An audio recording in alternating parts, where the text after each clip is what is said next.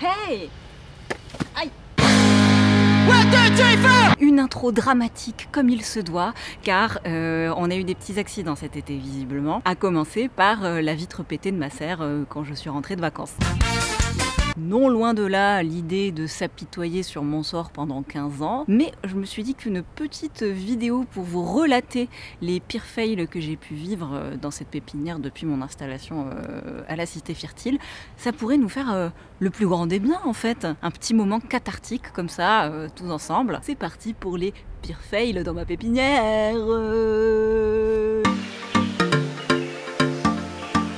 Bon alors qu'est-ce qui s'est passé avec cette putain de fenêtre brisée? That is the question, puisque je suis rentrée de vacances à la mi-août, fraîche comme la rosée, et puis voilà, j'ai découvert une vitre entièrement brisée. Et je suppute donc peut-être un envoi de projectiles, peut-être par inadvertance, peut-être intentionnellement, car mes contenus ne font pas l'unanimité. L'attentat, employons les vrais mots, n'a pas été revendiqué encore à l'heure actuelle. Donc nous restons uniquement sur des suppositions. Il m'a été relaté que c'était un dimanche après-midi.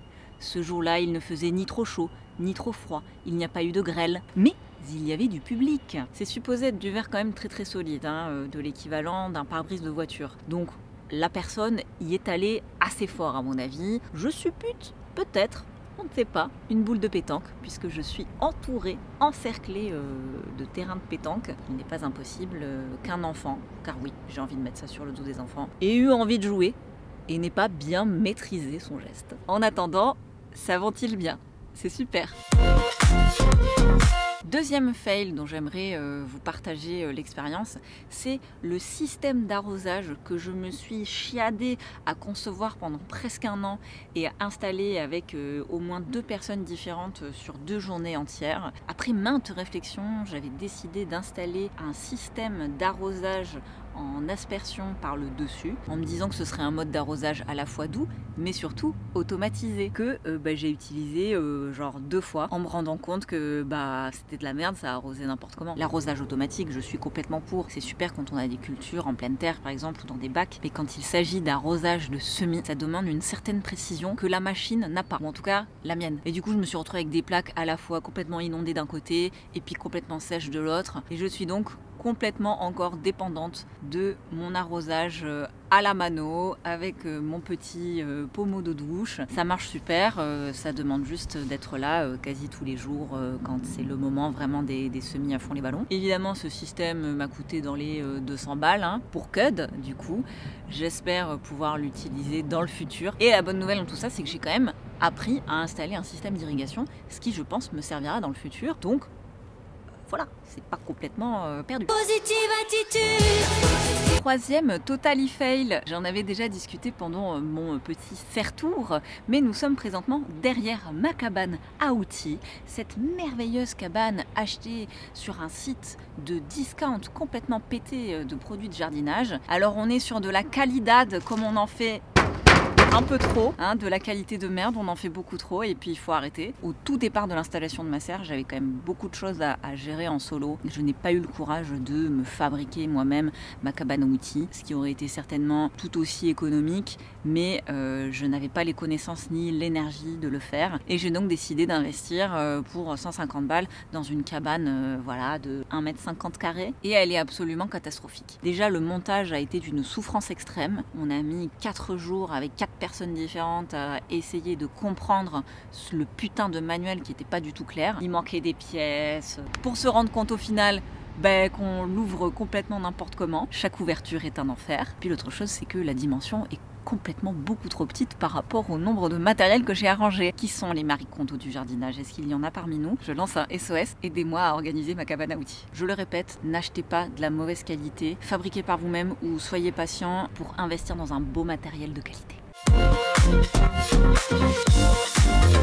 Quatrième initiative complètement merdique qui a mobilisé à la fois beaucoup de temps, d'énergie et de monde, j'ai nommé la peinture de mes bacs. J'ai récupéré une douzaine de bacs en bois qui appartenaient à un horticulteur qui partait à la retraite et je les trouvais assez tristounes avec leurs petites couleurs vert foncé et je me suis dit t'inquiète, on va te poncer tout ça, on va y foutre de la couleur, du pochoir et tout ça et ça sera génial. Et me voilou à investir dans des petites plaques de ponçage et à faire venir tous mes potes pour qu'on ponce comme ça pendant des après-midi entières. Alors ça a été des très beaux moments d'amitié, de complicité, de bricolage, tous ensemble. Mais voilà, 2 ans après, c'est carnage total en fait. La première erreur, c'est que je pense que je n'ai pas du tout assez bien poncé les bacs, si bien que la peinture que j'ai ajoutée ensuite n'a pas bien accroché au bois. Et le deuxième truc dont on m'a parlé, c'est que j'aurais peut-être dû vernir par-dessus mes peintures. Alors les plus sympas qui viennent visiter ma serre disent que ça lui donne du charme.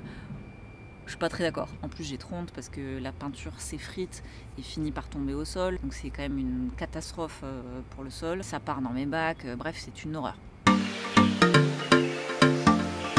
Dans la catégorie arrosage, j'aimerais parler également de mes tables. Alors mes tables en elles-mêmes, j'en suis très fière parce que même si elles sont un petit peu bancales, ça a été une aventure pas possible de les concevoir et je trouve quand même qu'elles sont super solides et que le système d'arrosage par le dessous fonctionne très bien. On a juste un peu débordé en voulant leur donner un petit bonus à ces tables. C'est un système d'évacuation de l'eau. Puisque l'idée, c'est donc, comme je vous le disais, d'avoir une sorte de soucoupe géante dans lesquelles les bacs peuvent tremper un petit peu et s'arroser par le dessous du coup, ce qui est un moyen très cool d'arroser en douceur et en pouvant faire des économies d'eau. Et je m'étais dit, oh là là, mais peut-être qu'à certains moments il y aura trop d'eau et qu'il faudra réussir à l'évacuer. Faisons des trous dans la table pour que l'eau puisse s'évacuer. Et nous v'là-t-il pas à faire des trous, à faire passer des morceaux de tuyaux d'arrosage, à recoller tout ça pour pas qu'il y ait des fuites, etc. Tout ça pourquoi me rendre compte qu'en fait l'eau s'évapore beaucoup trop rapidement pour que j'ai des problèmes d'évacuation d'eau. Voilà. Allez, on enchaîne avec Category is a piece of shit. Là, on va rentrer dans le deep. On va rentrer dans le réel, dans le fait qu'en fait, ma pépinière est au sein d'un lieu qui accueille beaucoup de public et parfois des gros stuff où tu as du monde, en veux-tu, en voilà. Donc la belle histoire, c'est que j'ai parfois des petits cadeaux. C'est comme des sortes de petits œufs de Pâques qu'on n'a pas envie de trouver mais qu'on trouve sur son chemin. J'ai en tête notamment ce fameux tampon usagé retrouvé aux abords de l'entrée de ma pépinière. Un plaisir sans nom. Je repense également à cette petite diarrhée déposée délicatement au pied de mon sac à terreau. Je n'ai pas retrouvé de mouchoir aux alentours donc c'est quand même assez flippant. Je pense que cette personne a eu une soirée très difficile. Et me voilà en souvenir ce bon père de famille qui a fait pisser ses enfants dans mes bacs de culture alors que je gérais mes semis à vraiment 3 mètres de là. Et alors ce qui est beau, c'est que à ce moment-là, quand j'ai vu le mec faire, j'ai rien dit parce que je venais de sortir ma vidéo sur l'urine qui sauve les sols et je me suis sentie dans une sorte de dissonance cognitive parce qu'en soi, je savais que ça allait rien faire de mal pour les plantes, mais si on revient à la situation telle qu'elle était, c'était quand même super abusé de pas me demander alors que j'étais là.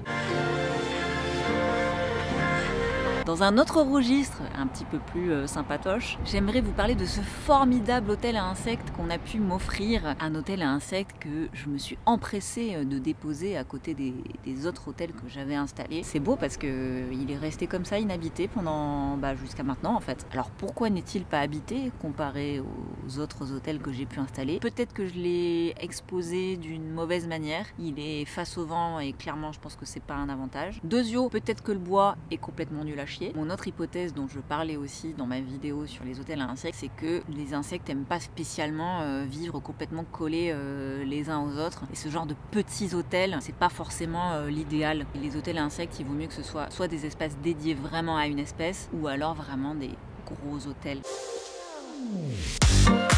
Ensuite, les pros, vous allez kiffer. Je suis toujours de très bonne intention l'hiver. Je planifie, je fais des tableaux Excel et je me suis constitué un tableau de suivi des semis que je dois remplir pour raconter combien je sème, à quelle date, via quel semencier. C'est quand même assez important de savoir le nombre de plants qu'on a fait vs le nombre de plants qu'on arrive à vendre. Car rappelons-le, c'est quand même supposé être un de mes métiers, hein, d'être pépiniériste. Et puis au bout d'un moment, une certaine nonchalance s'installe et j'arrête de remplir ce putain de tableau de suivi. Ce qui est complètement débile, puisqu'à la fin de l'année, je ne peux pas faire de bilan de ce que j'ai fait en fait. Je l'avais fait la première année, mais la deuxième, cata totale. J'en suis à un point où parfois je ne suis pas capable de connaître la variété du légume. Je vais semer du basilic par exemple, mais je ne vais pas noter la variété du basilic, qui est quand même très très con. Les vrais de vrais horticulteurs, ils connaissent le nom latin des plantes. Bon, c'est hyper important pour justement pas se planter, retracer vraiment ce qu'on fait, et puis aussi ne pas tromper les gens qui viennent nous acheter des plants. Donc fort heureusement, jusqu'ici, les gens qui sont venus m'acheter des plants ne m'ont pas fait de retour sur ce sujet. Mais moi, je sais que c'est vraiment pas ok de pas bien remplir mes tableaux de suivi et de pas être vraiment dans le détail de ce que je sème. Par contre, j'aimerais dire pour ma besogne que je trie extrêmement bien ma boîte de graines. Ça me rend très très fière. Je la trouve extrêmement bien rangée. J'ai fait des petites fiches. C'est classé par ordre alphabétique. Soyons un petit peu raisonnables.